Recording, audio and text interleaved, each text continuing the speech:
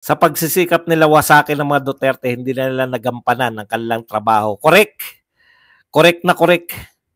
Ayon sa balita, pumayag na sa drug test mga young guns. Oh, very good. Forgiving, unyielding, and unbowed as per BP Inday Sara.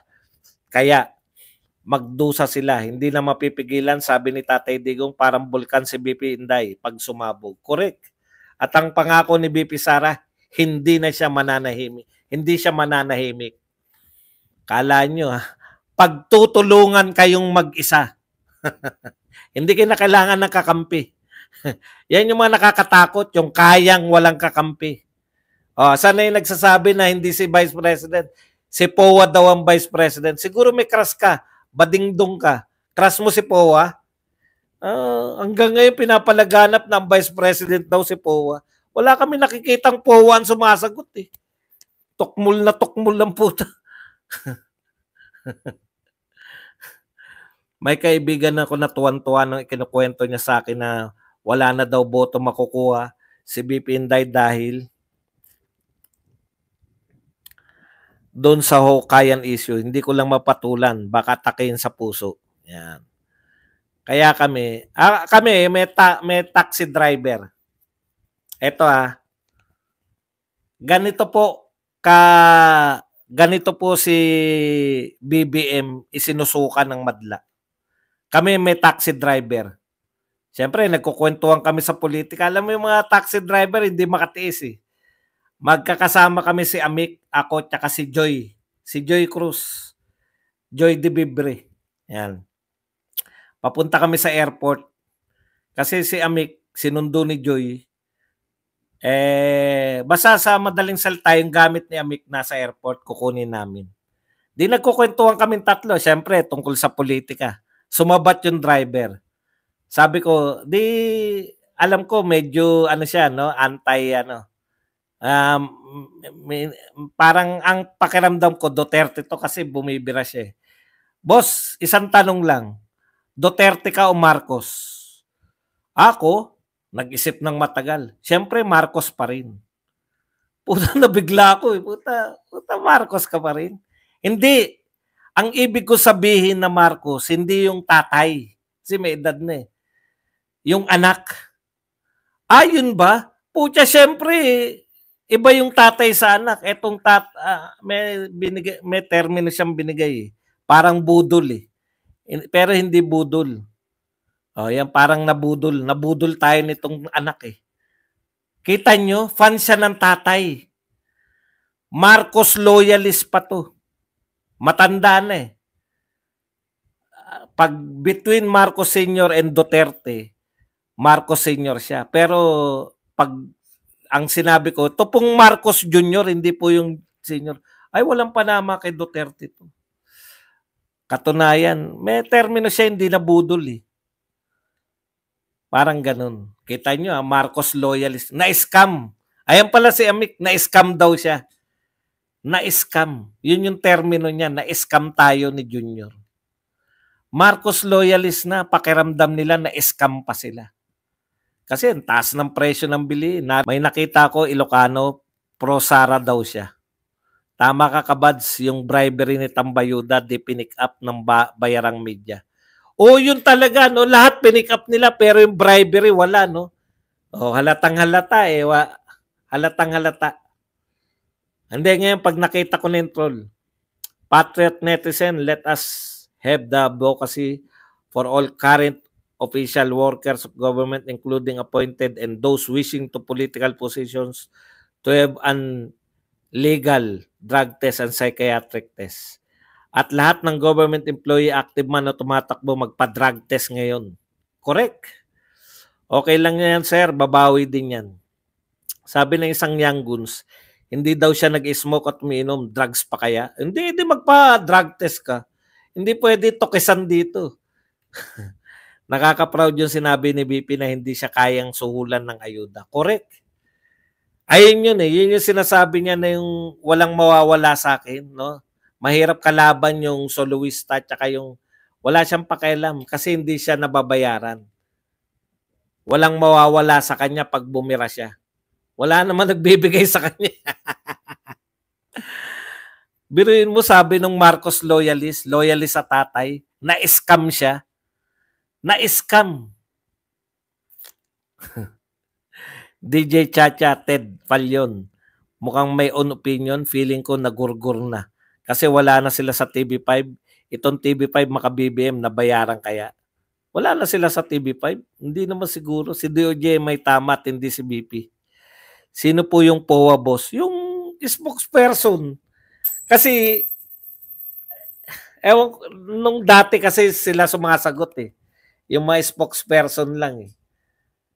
Akala nila mahina talaga si BP Sara. Tanga-tanga talaga. Mahina talaga yung mga binabayaran eh. Sir Bads, tanong ko lang po kung di na ba natuloy yung project ni Tatay Diggs, yung subway project niya. Cut daw po budget nun. Actually, tuloy-tuloy naman. Yun na lang nga yung mga proyekto ni BBM, yung mga tinutuloy. Sa Sabado next press ko ni BP, si Tambian topic. Yari na. Abangan nyo. Namiss kita kahapon, Boss Badong. Until kaninang early morning, gusto ko po sanang marinig ang mga banat about sa mga bagong statement ni BP Inday, Sara. Naka-score ulit tayo laban sa bangag admin. Ako, tuwan-tuwa po ko, no? Kaya ang sarap pong suportahan ng pamilyang Duterte kasi kada sasagot sila, yung pakiramdam mo, hindi tayo iniiwan. Di ba? Hindi tayo iniiwan. Kasi minsan, alam mo, yung sinabay nila yung paglabas ng mga peking survey. Alam mo, sabi ko, sige na nga. Kung talagang ayaw nyo sa mga Duterte, diwag, bahala kayo, magtiis kayo dyan. Parang minsan gusto ko na itapik, ganun eh. Tapos lalabas si BP Sara na, puta, biglang lahat kayo. Ako, kahit hindi ko kayo kapitbahay o hindi tayo nagkakausap, alam ko yung pakiramdam nyo. Habang nakikinig kayo kay BP Sara, talagang, yes! Yes! Parang yung mga nakashoot ng 3 points, lamang ng 3 ang kalaban, last 1 minute, bigla nakashoot ng 3 points, yes! Talagang ganun no? Drug test congressman at lahat ng young guns. Young guns na rin tawag na BP Sara. Patunay lang na walang pakialam si Bangag sa taong bayan. PMA graduate nga, pinahiya, lalo nang mahirap na nasa laylayan. Dinadaan sa ayuda. Pero nasabi ni BP Sara, gutom ang tao. Walang pambili. Gutom. Hindi, no? With stress sa lahat ng dapat i-stress. Gutom. Kung may Marcos kami, ay nabudol. Kinampanya ko sa family ko yan at sa bayan namin. Yan. Thank you. Wala na pong distinction. Wala na Marcos loyalist. Pati po mga Marcos loyalist. Ang pakiramdam nila na scam sila ni Junior. Kaya yung sinasabi nyo na marami pa rin kayo si BP Sara konti. Nako, beta makikita natin sa eleksyon niya. Galing ng move ni BP. Checkmate lahat. Drug test talaga dapat. Putya, parang ang dami, no? Ang galing ni Vice President, alam niyo yung mga yun yung isa sa katangian niya ng mga henyo, yung parang sabog-sabog na atake, ginawa niya lang isahan, no? Wala naman sinasabi ang mga yan kundi hindi wala akong mental stability, di ba? Meron akong psychological problem. Yan lang yung sinasabi nila. Pinasimple nila ni BP Sara lahat ng atake nila. Tapos umatake. Yun yung masarap dun eh. Drug test kayo. Tapos, siya yung nagdidikta lagi. Nakuha nyo?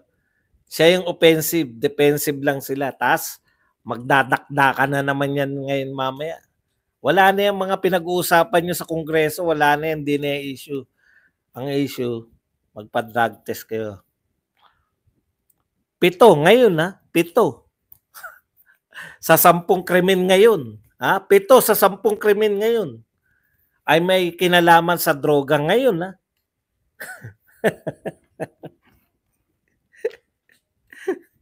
Sir Bads, may pumalag na ba sa hamon ni BP Sara? Ewan ko rin sa mga tokmol na yan. Talo na sila, sabi ni BP Sara. Talo na kayo. Man, mabuhay po kayo, Sir Badong. Dapat vote straight Duterte lineup. Next week daw may pasabog pa si BP. Tuloy-tuloy ang mga pasabog na yan. Dahil sabi ni BP, hindi na ako mananahimik. Ilan sa kalam. Asan na EDCA sites daw? Makakatulong sa disaster response. Disaster po na gera. Tutulong po sila pampalala ng gera. Matapang po bot parents ni Inday Sara, dugong waray, tas tay digong dugong German si Ma'am Elizabeth. German. Ni BP Inday Sara, hindi siya mapipigilan. Dapat tanggapin na naiba si Inday. Correct. Kakaiba nga siya, sabi niya, no? Hindi pa sila nakakakita ng katulad ko na hindi mananahimik. Ito, sinabi ni Inday Sara eh. They have never seen a politician who have nothing to lose. Kasi lahat ng politician compromise eh. Lahat sila nababayaran ng kwalta sa lapi. Kaya sinasabi ni Digong na mas malupit sa akin yan. Paano hindi lulupit? Sabi ni Digong nun, bababain niya sa impyerno yung mga drug lord. Si BP Sara ang presidente ng impyerno. Si BP Sara ay presidente ng impyerno. But sinabi ni Sandro si BP Sara, you cross the line. No? You cross the line. Anong gagawin mo ngayon kung si cross the line?